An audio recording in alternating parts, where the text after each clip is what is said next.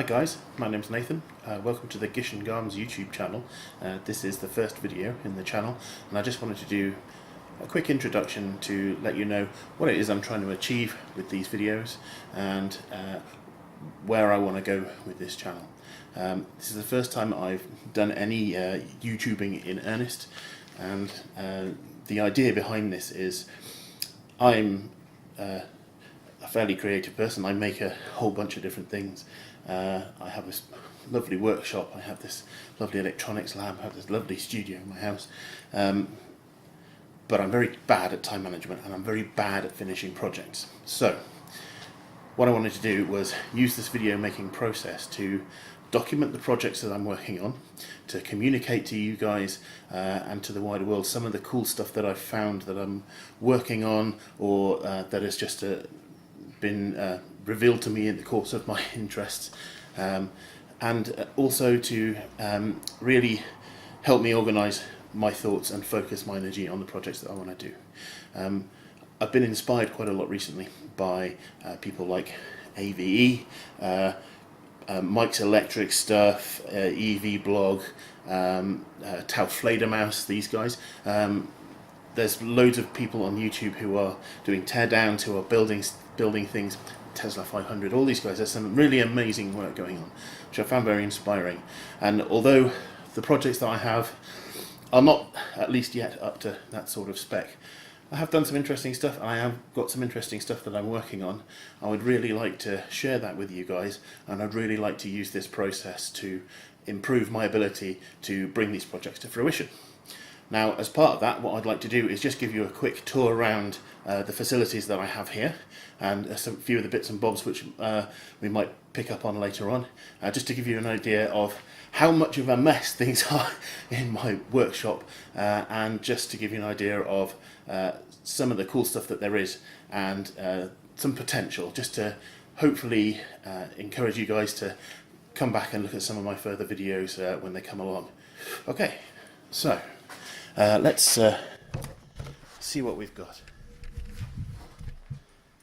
Incidentally, this is a little Elecam Explorer Elite that I'm filming things on, with a little setup around it. I'll do some information on that, maybe a little video on this as well, because it's actually come together quite nicely.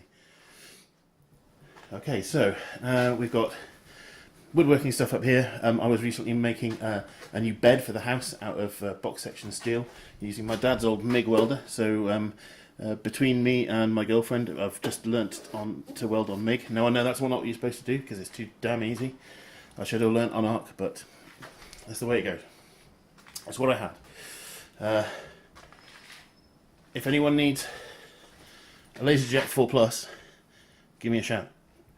Come and get one. I've got 3. That's only 2 here, but I've got 3.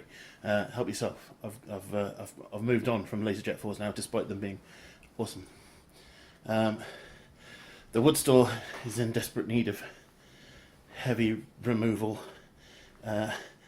There's too much of this crap.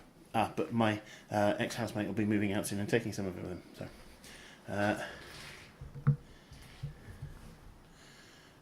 more piles of crap. Lots of piles of crap. That's not a pile of crap. This thing,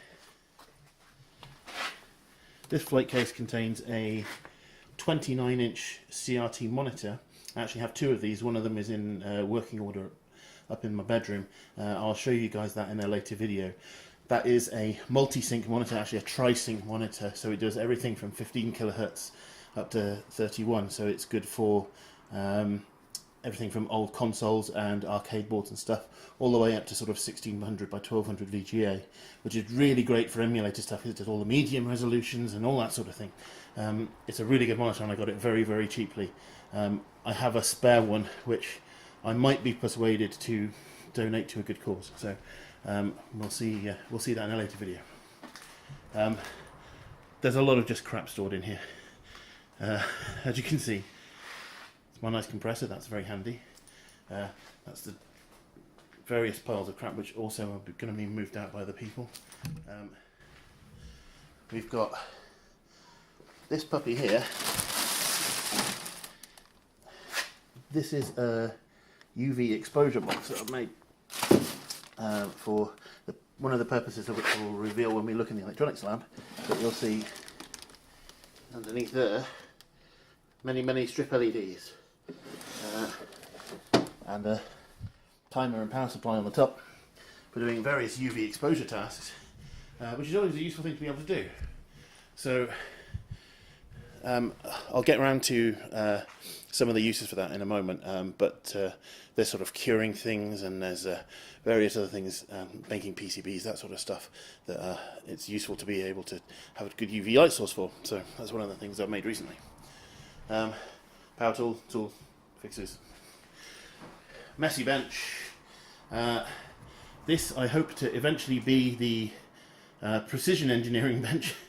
You'll notice that this is a very substantial bench in terms of that it's made of one big RSJ, but then you look and it's made of fairly crappy plywood, but we're going to upgrade that. We're going to tidy it up, paint it, and clear all the stuff out from under and on top of it, and that will become the precision engineering bench, and that will be where we build the CNC router. Now, that sounds like an ambitious thing, but actually this is the CNC router. It's all purest Chinesium. It's ready to be built. I've had it sat here for about 4 years. I built it in a fit of ambition, or bought it in a fit of ambition rather, and never assembled it. So it's a 60 by 40 full aluminium solid CNC router. So yeah, that'll be a video in its own right.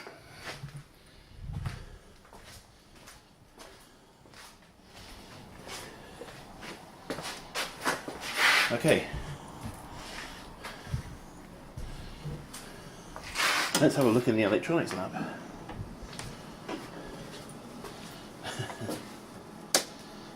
It's a little bit warmer in here, funnily enough. Now,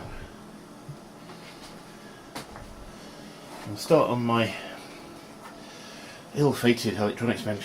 Now, this is covered in wonderful things, tools, components. If you look what we got, a hat. That's not a component. That's Becca's hat. Some nice compression BNCs. Got some nice lithium batteries.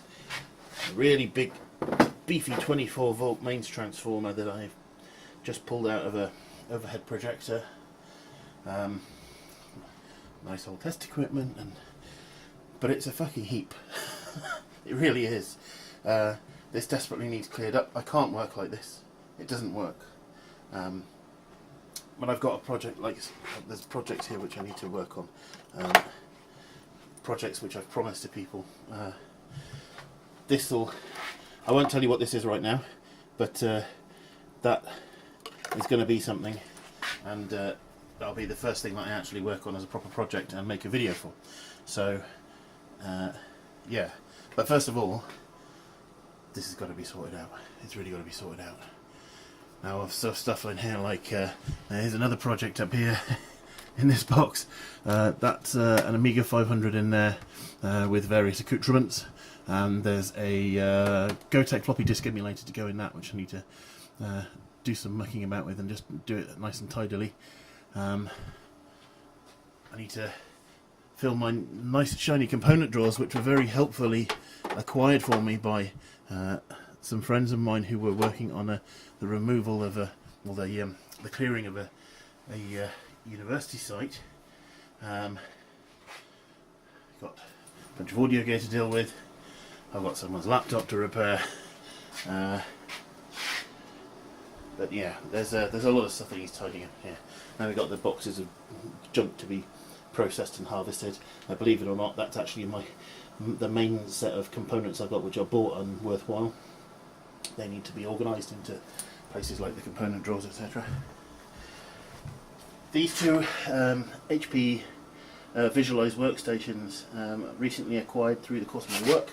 They are going to be processed into a couple of nice sort of standalone retro machines. I think a Windows 98 one and a Windows 2000 one. There's a P3 and an early Xeon there, so I think they'll do very nicely.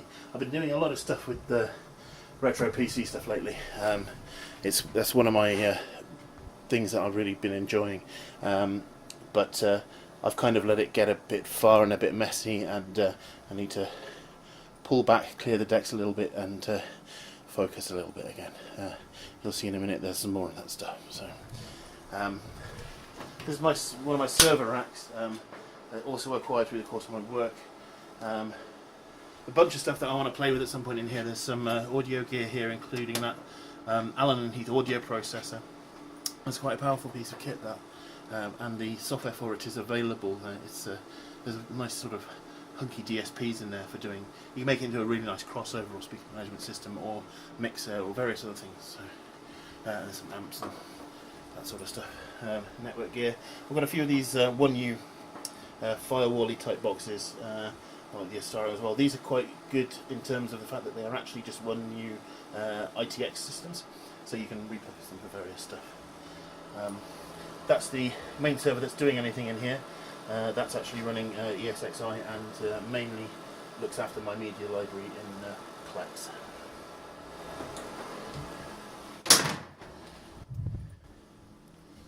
Over here, nice little NEC, well, sorry, it's Sony multi-sync Trinitron monitor. One of those very rare things, a finished project. That's the little audio test boombox. It's just an amplifier and speakers, but it's very solid so that the speakers get decent frequency response, and it's got a tri-path amp with the high-pass filters removed from the front of it so that you get the full range on there. And it's very good, quite flat response, and good for testing out audio bits and bobs. Now behind that, we've got one of the more important bits. This thing is the Electronics and Music Maker Spectrum synthesizer from the late 70s. This was originally a kit. There is a guy who's done a tear down and rebuild of one of these on YouTube before because it needed repaired, and I'm basically going to need to do the same thing, but I think I'm going to take it a bit further. These were kits, and the cases were partly put together by the reader slash builder. The front panel was supplied, as were the knobs, but this has got quite a defective keyboard, and the internal construction and the quality of the case is very poor. It's got a few electronic niggles in it as well. It needs a couple of components replaced. So this is going to be a video in its own right as well. What I really want to do is to get this working and perhaps augmented a little bit. Maybe give it MIDI, maybe give it a sequencer or something like that, maybe an arpeggiator at least, and do some microcontroller work to give it some sort of digital integration, because at the present moment it is 100% analog, which is a beautiful thing. It is lovely. It makes very nice noises when it makes them, but right now it doesn't, and some TLC required. Another puppy over here. Funnily enough, LGR just did a video on one of these. This is the Silicon Graphics Indigo 2 Impact. It's a very nice machine. Mine has a Duff power supply. I've tried replacing the caps, that hasn't worked, making further inquiries. Once that's done, I'm going to do some videos on that as well. These are the 3 retro PCs I'm working on at the present moment, excluding those HPs under the desk. This is the first one I started working on. My primary desire was to get a working full-spec DOS machine that would run mid-90s games and software, so sort of Doom, Jazz Jackrabbit, those sorts of things. So yeah, early to late 90s stuff. I've got my original Gravis Ultrasound in here, which my dad bought when I was 15. There's also an SB16. These components are probably going to actually end up being moved into this machine, which I've more recently acquired from a friend's mum who had it sitting in a room for many years not knowing what to do with it. This one's a slightly more bizarro and wobbly and unintegrated sort of machine, and I like it better. It has more 90s-ness to it. Also, it has a turbo button where the other one doesn't. The rack mount machine will turn into something else. That was one of my original retro boxes, but it's going to get moved around. That might become an arcade emulation box instead. Now, one of the things about these retro PCs is that they are in full releasing the shmoo mode, as in the bromide is rapidly moving away from the inside. So I really want to get that sorted out. This is how they look after one application of Retro Bright. Hence the UV, hence the UV box. Some of the same issues there with the nice micro switch keyboard, clicking micro switch keyboard, which I also need to Retro Bright. So that's going to be one of the things that I do first before I carry on with the Retro PC projects. And here I've got about 20 TU rack mount PCs. The machines inside them are old Athlon 64, maybe 1.8 gigahertz, 2 gig of RAM, that sort of thing, DDR2 era. If anyone wants 2U cases, give me a shout. I need rid of them. They're just taking up space. Some of the other stuff I've got going on here. There's a SparkStation 20 set up there, which I really would like to do something with. And there's a few other things going on in here, but those are the larger bits and bobs at the present moment.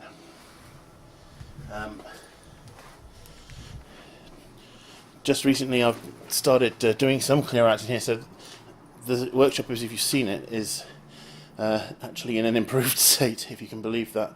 That needs to continue, and that will be going on in the background regardless of what else I'm doing. But I think the next thing is going to be to clear that electronics bench and to complete the project which I started and had promised to someone. So that's going to be the next video. Now that I've got things like, I've just recently installed a sink in here, there is a kettle in here, that means there can be coffee, and that's important. So I think that's going to do for the for this video, for this introduction. I will be editing this together in an experimental fashion because I've not recorded with this before. I'm doing a separate audio recording, so I'm going to do some editing magic and learn some of that stuff before I upload this. But other than that, I hope I've piqued your interest at least, if not completely bored you. And we'll take it from there, and I'll get something else going soon. If you've seen anything in here which is of interest to you, which you particularly like me to expand on, please get in touch and please leave comments. Anything you've got in terms of tips, in terms of other guys that I should be looking at who are doing things like this, yeah, give me a shout. Thank you very much, everyone. See you in the next video.